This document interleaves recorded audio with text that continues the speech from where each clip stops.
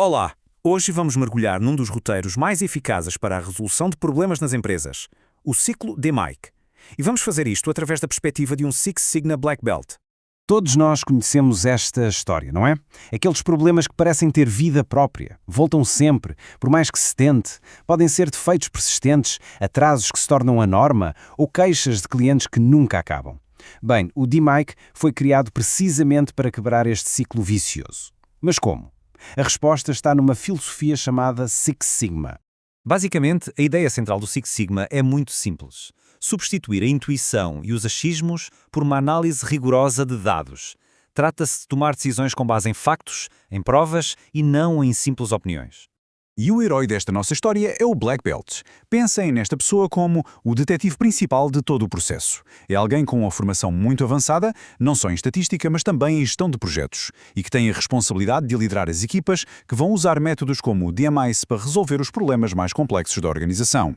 Muito bem, então vamos a isso. Este é o nosso roteiro. Vamos percorrer as fases principais do ciclo. Definir, medir, analisar e, claro, melhorar e controlar. No final, vamos ver o que é preciso para se tornar na pessoa que lidera todo este processo.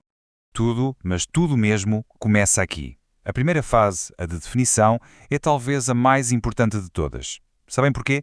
Porque se definirmos mal o problema, todo o esforço que vem a seguir pode ser completamente em vão. E esta frase resume perfeitamente a ideia. A fase de definição não é sobre o que nós achamos que está errado internamente. É sobre perceber o que é o sucesso na perspectiva do cliente e depois alinhar isso com os objetivos estratégicos da própria empresa. E é aqui que o arsenal do Black Belt entra em ação. Em vez de partir de um problema vago como os clientes estão insatisfeitos, ele usa ferramentas como o Project Charter, que é, no fundo, o contrato do projeto, para definir o âmbito e os objetivos. E usa também o CPOX para mapear de forma rápida quem são os fornecedores, as entradas, os passos do processo, as saídas e, claro, os clientes. Ok, problema definido. E agora? Agora vamos à procura de provas concretas. Acabou a era do "eu acho que". Chegou a hora de medir.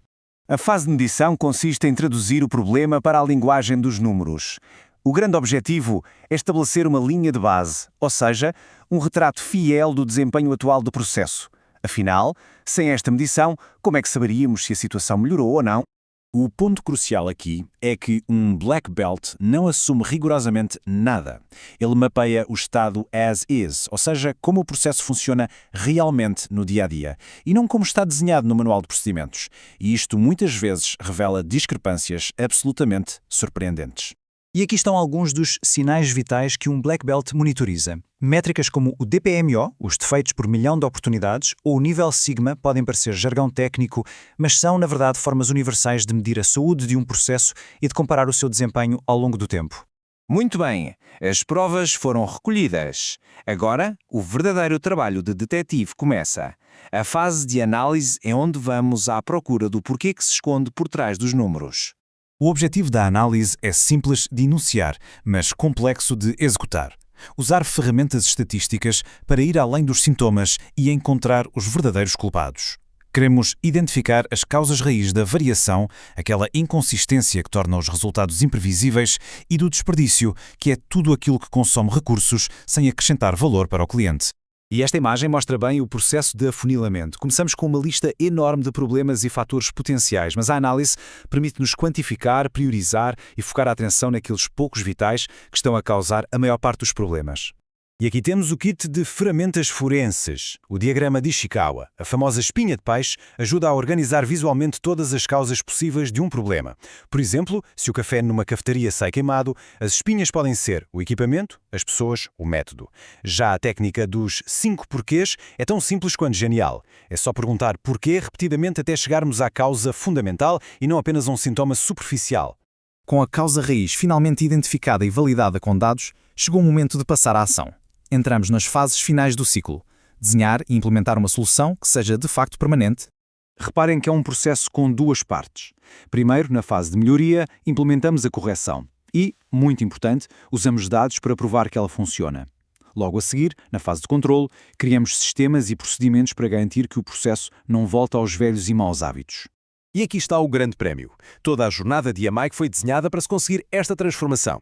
À esquerda, temos um processo com imensa variação, totalmente imprevisível. À direita, um processo centrado no alvo, com a variação reduzida ao mínimo. O que é que isto significa na prática? Resultados consistentes e de alta qualidade. Então, o que é preciso para liderar este tipo de trabalho, esta transformação? É precisamente aqui que entra o papel do Black Belt. No fundo, dominar este modelo é a chave de tudo.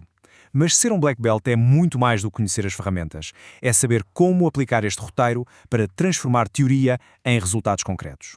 É ser um líder que gera mudança, que comunica com clareza e que inspira as equipas a pensar de uma forma diferente.